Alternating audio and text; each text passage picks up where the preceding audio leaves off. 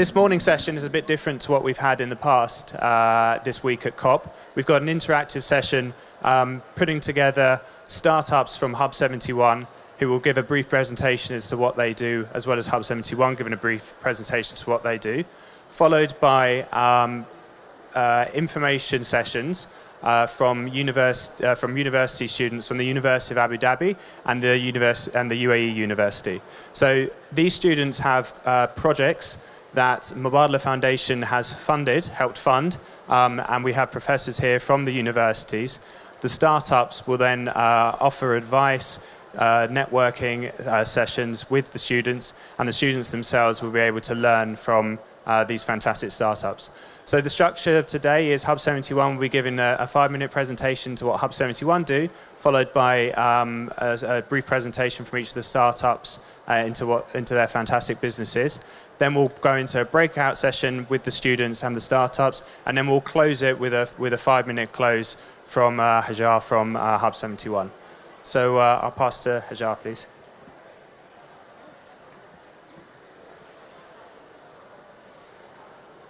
Good morning, everyone. Thank you very much for being here, and thank you for the Mubadala team for this opportunity today to engage the students with the startups. My name is Hajar, and I'm part of the Hub 71 team, and I'm here to tell you more about what Hub 71 does and how exactly we can support your ideas further. Okay, so basically, Hub 71 is a tech ecosystem enabler that's based in Abu Dhabi, and it actually supports the startups and empower them to grow and scale up. It provides a support system for the startups to get access to different aspects, to capital, to talent, and corporates as well. So with Hub 71, the startups get the support to grow out of Abu Dhabi and navigate how to support their businesses and grow their ideas for a greater impact on Abu Dhabi, on the UAE, and on the world. So by supporting the growth of those tech startups, we aim to diversify the economy of Abu Dhabi and basically support the knowledge-based economy within Abu Dhabi. So this is part of our, let's say, support system. So we are partnering with academia, cross-border partners, investors, regulators, government entities, corporates, and global technology companies. So we really leverage these collaborations to support innovations and support great ideas to grow and scale up. And here is a number. So as of September 2023, we have more than 260 startups who have been supported across 21 different sectors, with more than 5 billion Emirati dirhams funds raised by those startups and 3 billion dirhams revenue generated, with more than thousands of jobs created to support the growth of those startups. And with us, we have 41 capital partners, 26 market partners, 44 family offices, 8 talent partners, in which we are leveraging the collaboration today with different universities, 8 cross-border partners, and 21 government partners. And within the facilitation of these conversations with those different partners, we had around 89 POCs and more than 500 million deal values from these POCs. So with the startups at our core, here is a bit of an overview of where those startups come from. So we have founders from more than 50 nationalities, and most of those startups are at their seed stages, and some of them are at their Series A. So we support the startups as part of our different programs to help them grow. So if you are curious to know the sectors that those startups operate in, so we have fintech, health tech, edtech, mobility and logistics, food tech, climate tech, and we have a wonderful startups who are representing part of these sectors. Here is an overview of our partners within the talent, strategic government alliances, market, government partners, and cross-borders, as well as our investors who are supporting their startups to grow and basically support them with fundraising and all of that. So here is like an overview of how we operate and how we support those startups through mainly the company building program, where we target the startups from seed stages up to Series A. And through this program, the startups get the access to all of these conversations and all of these resources, and as well networking with different mentors and other partners as well. And this is mainly our support for the generic, let's say, it's an agnostic approach, but we also introduced a sector-based approach where we focus on different sectors every time. So we launched the digital assets earlier this year, as well as a climate tech where we launched it this week during COP. So that's an overview about our sector-based approach. And basically within the specialized ecosystem, we target partners who are supporting the cause, supporting the needs of the sector, and we help to source out the startups to grow these sectors further. So why Abu Dhabi? So Abu Dhabi is actually the world's second most stable economy. It's the wealthiest and the largest emirate, and this is the center of the world. And it's within an 8-hour flight, safest city in the world, and home to more than 200 nationalities. So it is an emirate that really has the potential to support the innovation and support your ideas to launch from Abu Dhabi to different parts of the world, and as well as get the access to all these different medium of supports that that you might need within your journey. So I know I spoke a bit about what Hub 71 is doing and how it's helping the startups, and now I'll pass it to the startups themselves so you can hear it from them about their journeys, their stories, and how exactly they can support you within your ideas and how they worked on their innovations to move further. So we'll keep Augumental for later. I'll now introduce Daniel from Here Go, and he will talk about his innovation. So please, Daniel.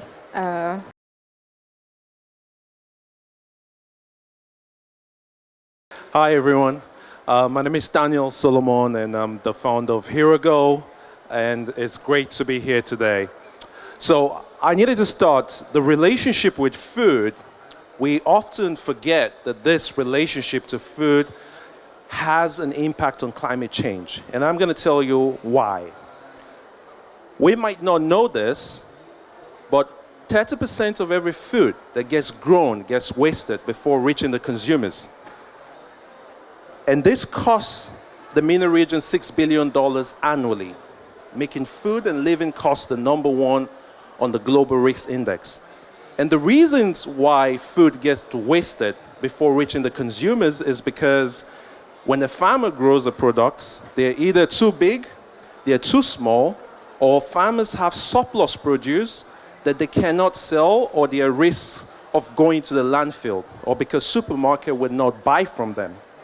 And this is a major issue that we're trying to solve. And the important reason to solve this issue is to ensure that more people are able to get food at a cheaper rate. Of course, we also save money, but protect the planet by salvaging food. Now, what we put together when we started our mission was, how do we rethink the whole food ecosystem? How do we make sure that not just only do we redirect food from being wasted in a landfill, how do we find ways to eliminate food? So our journey at the moment is redirecting food by taking surplus food from farmers and importers, and we bring them directly to customers who are subscribing on our platform and getting their box delivered to them weekly or bi-weekly. So we also have businesses like Total Energies, S&C, and other big corporates who are subscribing to get their fruits delivered to them. Now, what people think is wonky might look like this. And this is what probably people will get in store. But at the end of the day, we get a beautiful dessert. So it doesn't really matter the shape, size of food. We just need to consume those particular food. And the most important reason would ensure that more people are able to get food at a cheaper rate, like I said earlier. Also, we're in a position where we're redirecting less food from going to the landfill, which is also helping to help to stop carbon from being emitted. We're also saving water, because we often forget that water is a scarce resource. So when we waste food, it takes the water that we use to grow the food. So how do we do this?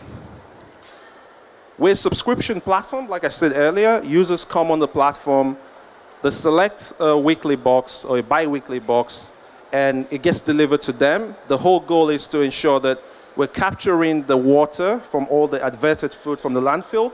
We're also reducing greenhouse gas emission by carbon avoidance, and this helps more people to save costs for their food. We help businesses to capture their carbon by the total number of food which is on the platform, which they get on a weekly basis or bi-weekly basis. And we drive impact. And this is all done by ensuring that more people are getting food delivered overnight. So at this process, it's not just competing for the quality and the aesthetic quality of food, but also we have to redesign how deliveries are done. So not just on-demand delivery, because on-demand delivery also contributes to the food loss and the food waste problem, and also the emissions. So we do overnight deliveries and the food gets delivered to people. So to put this into context, all of this, in the first year, for the total number of food that we've been able to avert, we've been able to save over 98 million liters of water. That's about 39 Olympic-sized pool. We've been able to stop over 142 kilograms of carbon from being emitted. And food is not just about carbon, it's also about inequality. And that's why for every box we deliver, we're committed in providing 2 meals to 2 people. And we've committed with partners like the UAE Food Bank, Gumbook, and other partners to provide over 50,000 meals to low-income communities here in the UAE. Don't take my word for it. There are thousands of people who are using the platform, and they are great ambassadors and sharing on the impact. So if you're here today and you want to talk more about how can we reduce food loss and food waste, please join us and we can talk more on our booth in the Startup Village in 22 at the Startup Village. Thank you so much.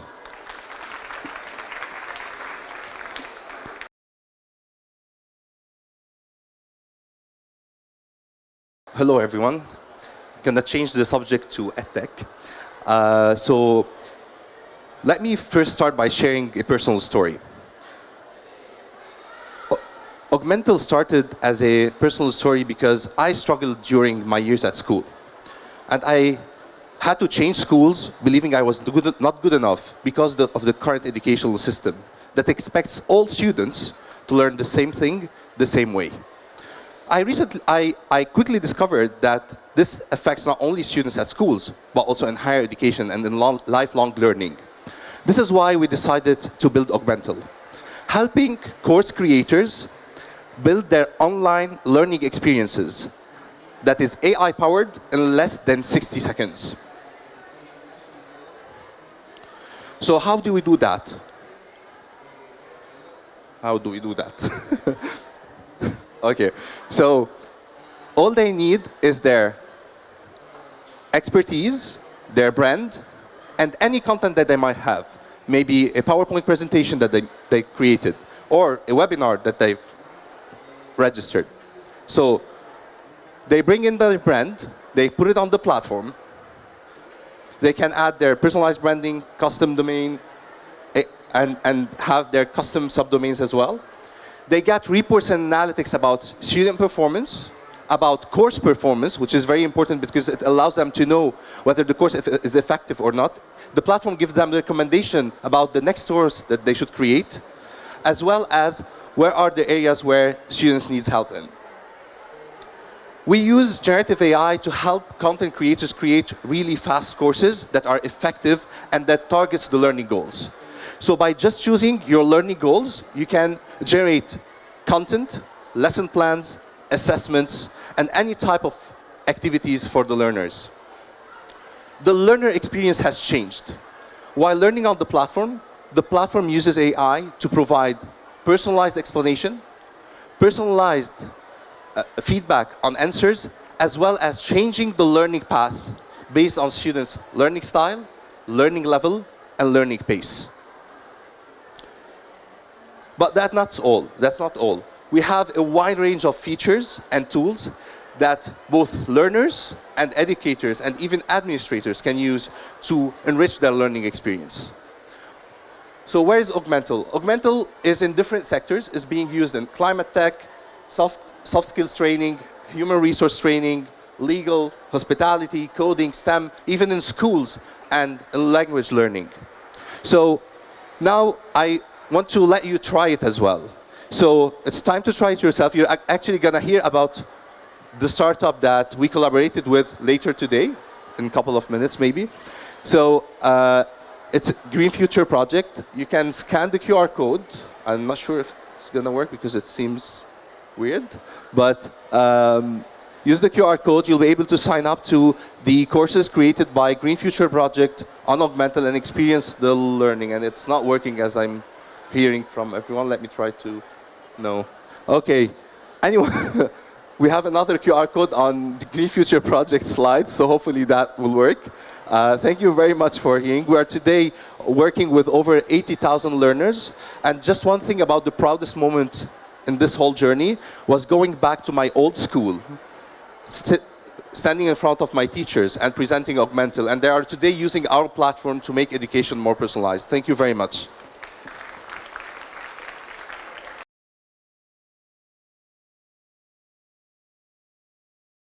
Hello, everyone. Corals are dying fast, fitting conversation that we have in COP28. In fact, in the last 30 years, we have already lost 50% of the coral reefs, globally speaking.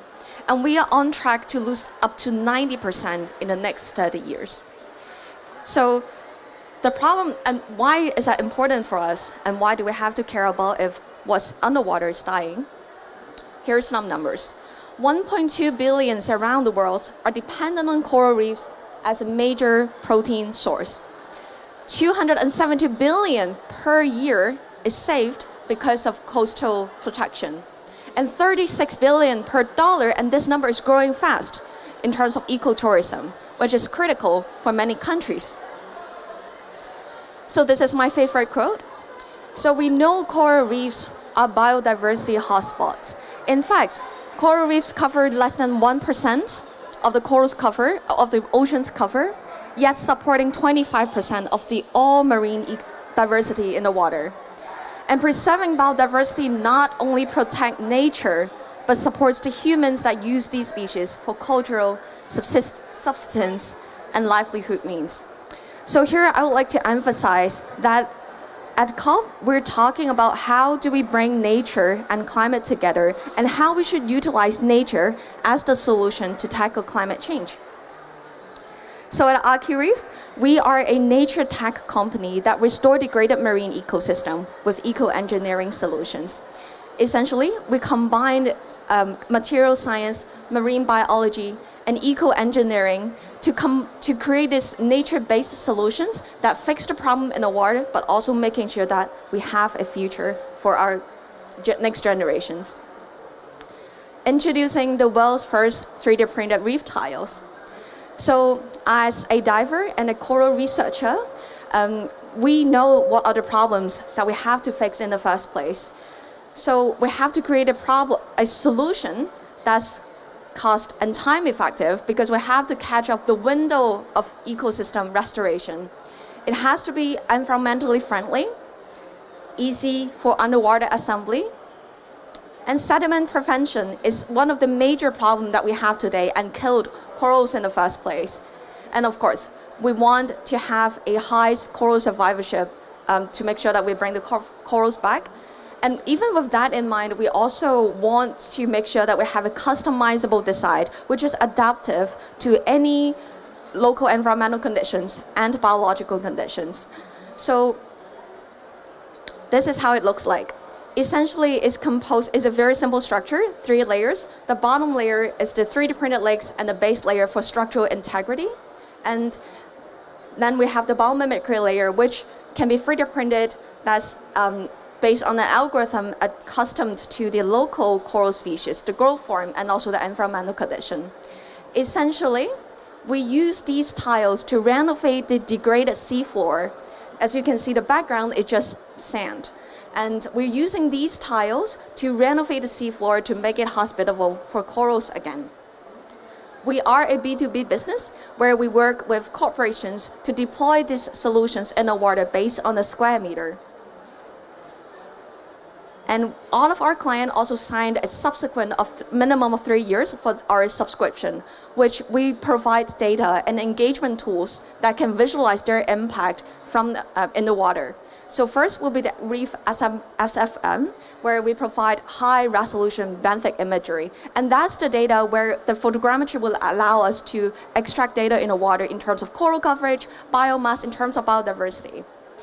And in addition, we also captured using eDNA to quantify biodiversity around the area. And that is going to be a major matrix in defining the quantifiables and our impact.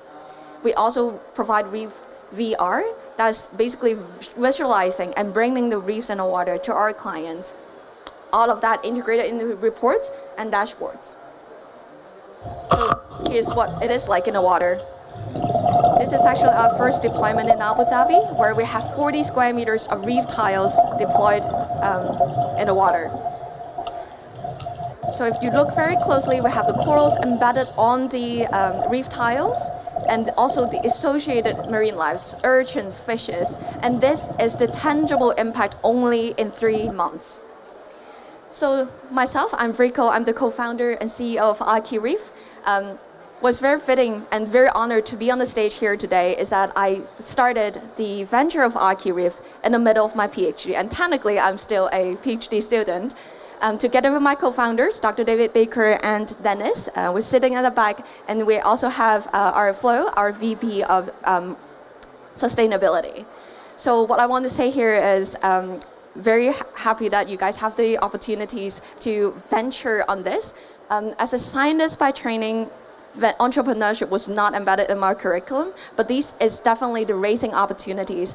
And at COP, we're creating all of these resources and discussion point and focus. So I'm very excited to hear your ideas and your projects.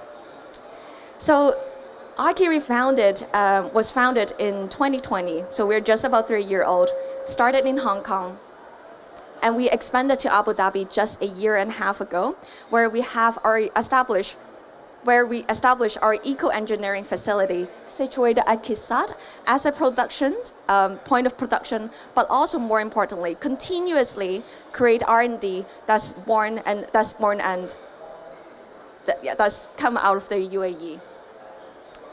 And in the next many years to come, hopefully, we would like to make an impact, not just that's born out of, that's from the UAE to the rest of the world, because of all of the benefits that we have already mentioned by Hajat. So over the last 3 years, we have managed to engage clients from different sectors. In Hong Kong, we work with theme park, ocean park, real estate companies like Sino Group and luxury group like Chao Seng Sang. Whereas in the UAE, we have examples like developers, Aldar, investment fund, ADQ, and port companies like Abu Dhabi Port. So of course, we're very excited that we will have more partnership announcement during COP in the next few days as well. There are more stories. We have been very lucky that our solutions has been featured by the World Economic Forum, CNN, and even Forbes. So thank you very much, and I'm happy to interact with you in a bit. Thank you.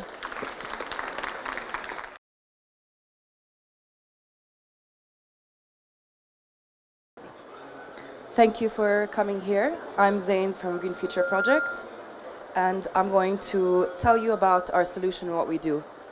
Before I start, I think it's us being in COP, it's no mystery that climate change is at the top of every political, social, and economic agenda around the world. And before I walk you through our solution, I'd like to start with a story. 3 years ago, when the founder of Green Future Project was shooting a documentary on deforestation in the Amazonian rainforest in Ecuador. He saw this tree that was, I don't know, 20 more, there's usually a video, meters tall.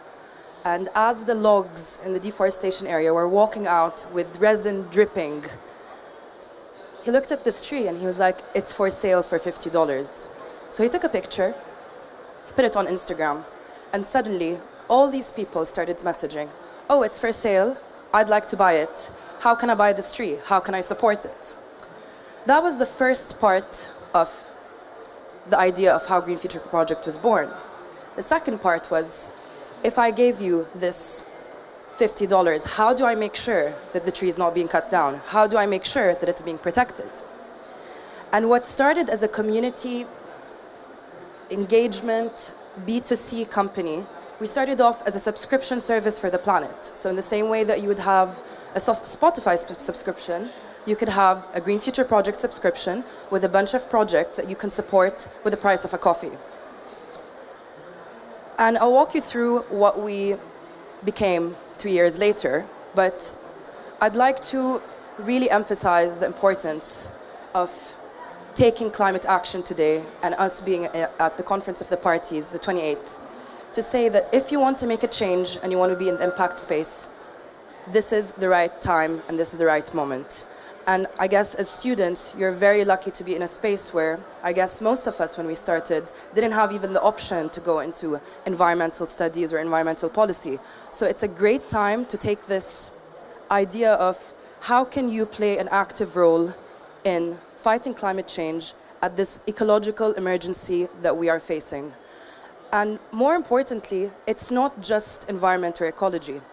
It's about gathering different stakeholders, whether it's policy, education, finance, economics, social, any angle or part of industry that you're in, you can have an impact and make a change.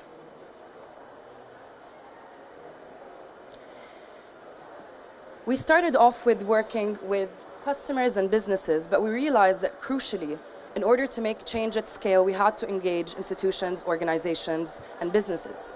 And we started thinking of how can we build the blocks for all organizations to come together and meet the challenge of this very important decade of action. And the science points that to meet the 1.5 goals, it's a twofold approach. On the one hand, we have to look at fossil fuel-free energy, as well as investment and focus on nature-based solutions and climate solutions. So it's more of a bottom-up and top-down approach. And this coming together is what Green Future Project became today. So we are an end-to-end solution that helps businesses measure, offset, reduce, and track and report their climate impact in real time.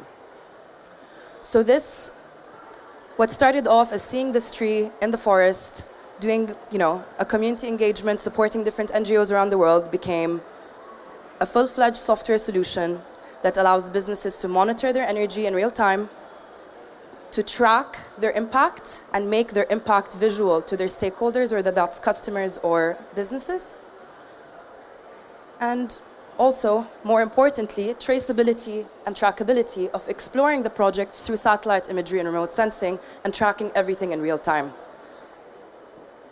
We've been in the region for the past year and we've made quite a buzz. We're part of Hub 71 and we have found that Abu Dhabi and the MENA region is now bubbling with really important demand for more climate solutions, as you have seen with Archireef, with Here to Go, and all the different startups.